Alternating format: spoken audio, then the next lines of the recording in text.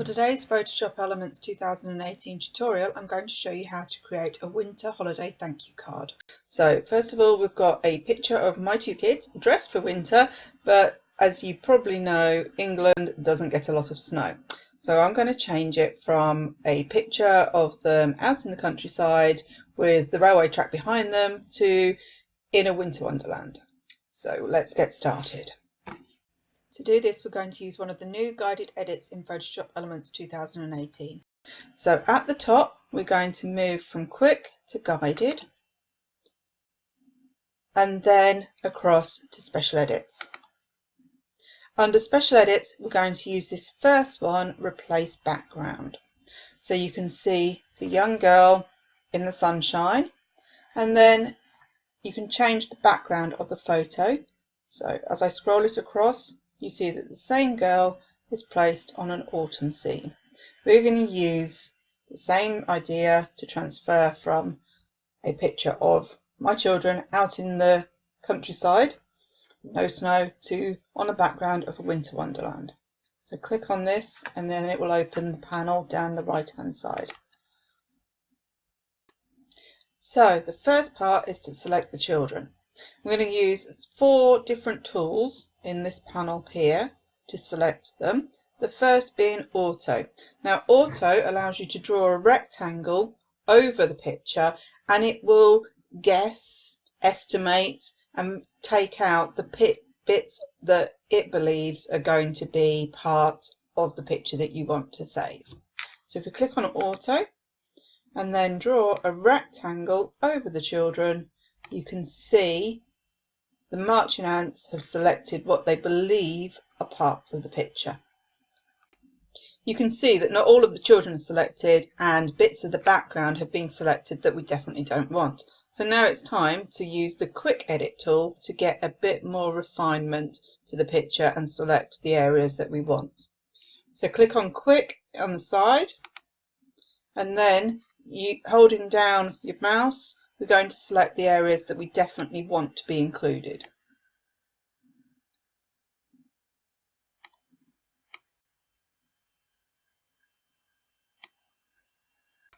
So I'm going to select along the edge of my daughter's coat here. Now, as you can see, it's also selected part of the background that we don't want. But don't worry, because the next stage we're going to remove the parts of the background and any other elements that are selected that we definitely don't want. So now we're going to remove parts of the background. As you can see, in the circle that is the brush on the screen, it's got a plus. When you hold down the Alt key on your keyboard, it becomes a minus. So this is going to subtract parts of the image that you don't want. I'll show you that on the bit that I've just selected by mistake. Click on it, drag it down, holding down that Alt key all the time, and it deselects it. So I'll go around the other parts of the picture that I definitely don't want.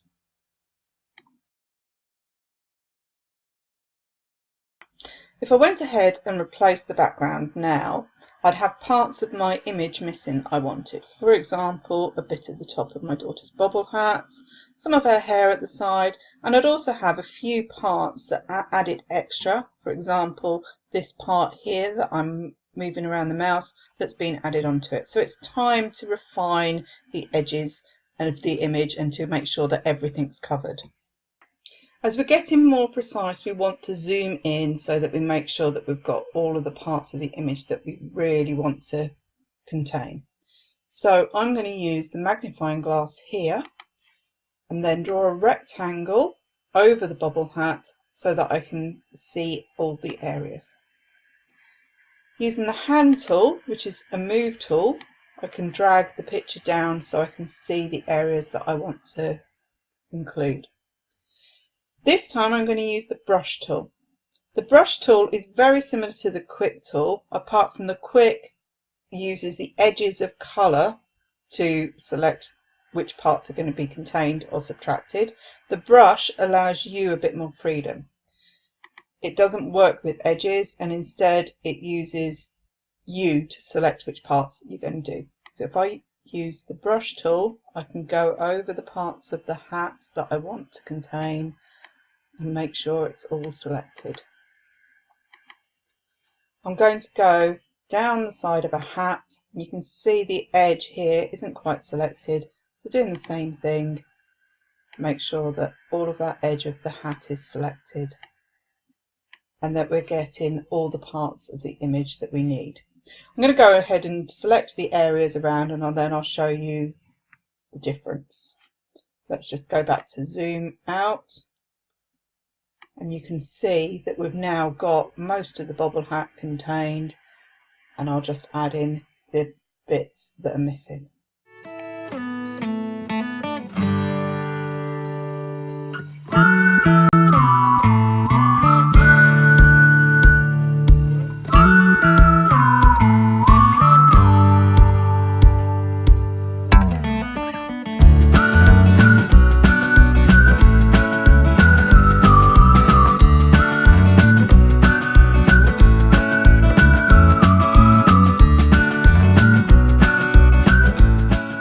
In this picture, you can see that we've got some areas that are still missing, parts of the fuzziness of the bobble hat because it's made of wool, bits of my daughter's hair, and bits around my son's hat as well. So what we're going to do now is go even further into the detail and use the refine part of the selection. So if we click on refine, don't worry, the background is still there at the moment, but it's going to swap and give us an option to see exactly the parts of the image that are selected. So if I click on the refine, you can see it's replaced it with a red background. Now here, we're going to start by removing the bits that we definitely don't want. You can see areas like along here that have been selected by the image, so we want to make sure that they're removed because they won't fit in with the background that we're going to use. So click and drag across. What you'll notice about the cursor here is that there's a minus in it currently. If I move it to the hat, you can see that it becomes a plus. Can you see that best on the jacket down there? So what we want to do, see here where there's part of his jacket missing, I'm going to plus and add that back in. Plus and add it back in. There we go. You can start to see that his jacket is coming back into feature.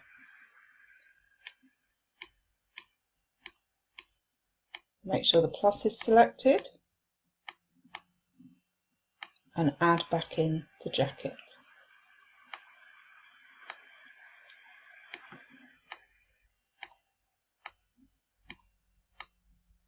Don't worry if you go over the edges like I have here, because you can move to the minus and remove it. Again, zoom in so that you can see exactly what you're doing, and then get in closer to make sure that you're selecting all of those bits that need to be selected for the image to be precise. Just get that edge sorted. Okay, let's zoom out and have a look at some of the other areas, like the bobble on the hat. Zoom in and you can see that the fuzziness here isn't contained. So let's work on that bit now. Using the refine tool, instead of using the subtract or the add, we're going to use when it becomes a black dot. And the black dot is selecting the edge and allowing us to move around and select the parts of the hat. You can see how that selection that we had before has grown.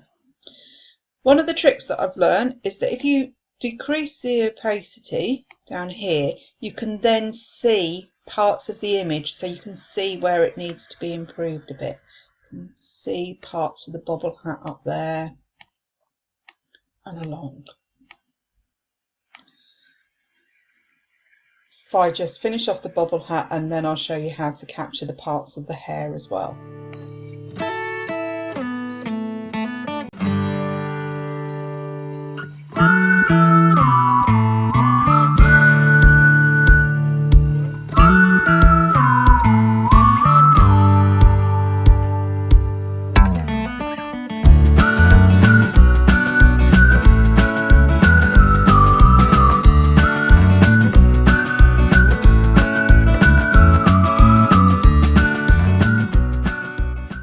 doing the refine edge, it's really critical to make the best picture possible that you do spend your time doing this.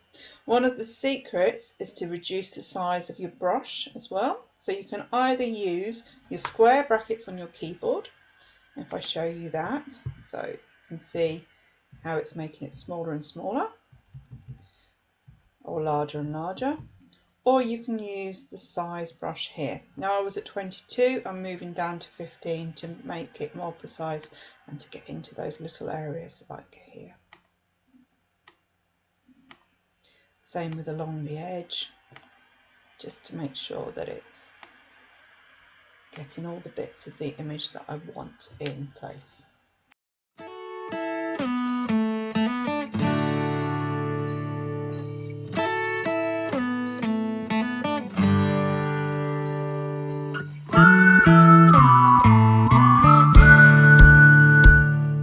As I said earlier, hair is particularly difficult, as is wool or fur.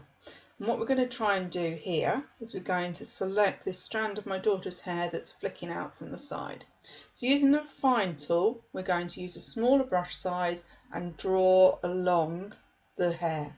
Don't worry though if you do have bits that are missing out of the image, because further down the process in the guided edit, there's a refine edge brush and we can add in or take off bits of the image that we don't want to make it better at the end.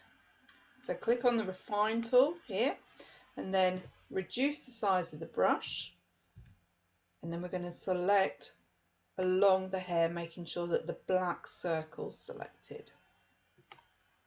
There we go, we can see that that strand of hair has been selected. If I then move to the hand tool, you can see it's getting there. It just takes a bit of practice to go all the way down that strand and get it to be selected.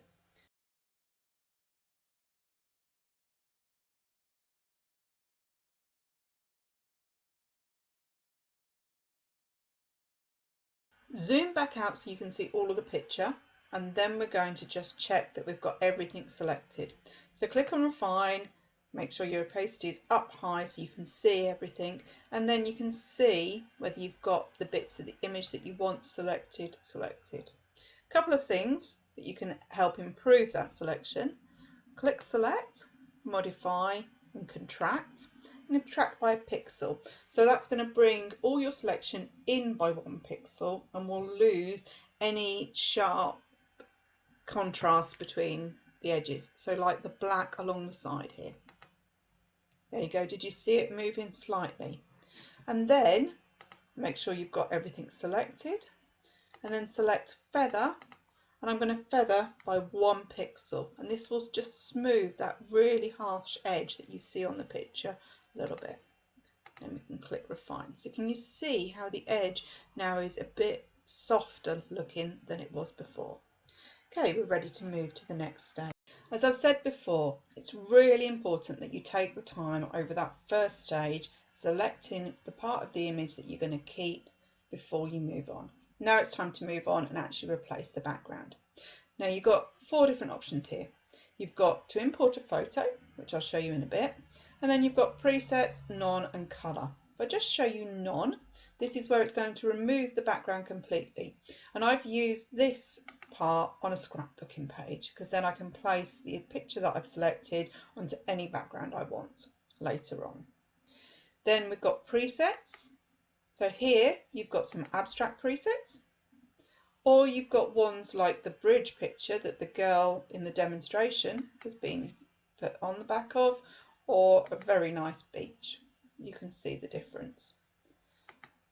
Then you've got different colours that you can place, and if I just select a blue, so you can see that applied and then undo. But in this instance, we're going to import a photo from a file. Now I've got a Winter Wonderland picture here, and then click on place. So the next stage is to move the images into the size and the position that you want. So use the move tool, click on the children, and then we can make them smaller so they take up less of the picture. I'm making sure with this one, because my son's jacket and their coats were at the bottom and side of the image, I'm going to make sure that I position it the same on this picture too. And then click commit. I can change the background, so I can select the background, make it slightly bigger using the corners again, and position it so that I've got the winter tree to the side. Just keep using the tools until you've got it positioned as you wish, and then click commit. If you've got any areas that you want to improve on, the next stage you can, and that's using the refine edge tool. Now along the side of my daughter's coat here, I'm not very happy. It seems a bit fuzzy, so I want to make it match better. So I'm going to zoom in on that area, and then using that refine, I'm going to be able to add parts or subtract them. You can see where I missed off part of her jacket from the original picture. So I'm just going to select those parts now. Don't worry if you're revealing part of the old image, because we can remove that in a second. Then click on subtract, reduce the size of the brush, and then go along and remove the edge that you've just revealed.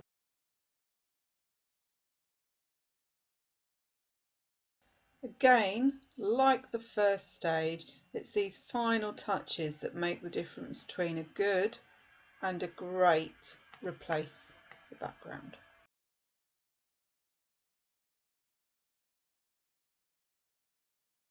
One last part to the edit, which is down here and is optional, and that's an auto match colour tone tool. So if you select it, you can see that it matches the colours and the tones of the image together. So all it's done here is it's slightly muted the colours of my children, and I actually think that looks really good and gives it a much softer look to the picture. Then click next, and then we're going to save as. And here I'm going to click save as, and I'm going to save it as a JPEG because it will make it easy to put into different images, and I'm going to give it a family winter greeting card name.